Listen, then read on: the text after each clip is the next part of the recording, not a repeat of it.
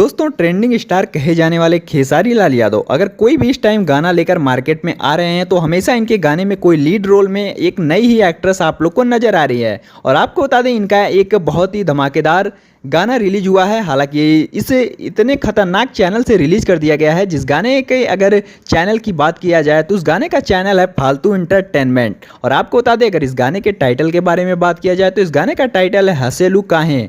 और आपको बता दें इस गाने को खेसारी लाल यादव और सविता यादव ये दोनों लोगों ने मिलकर काफ़ी अच्छे ढंग से गाया है। और इनके साथ अंकिता पांडे आप लोग को लीड रोल में नजर आएंगी। हालांकि इस गाने के अगर बारे में बात किया जाए तो गाना काफ़ी लाजवाब तरीके से शूट किया गया है।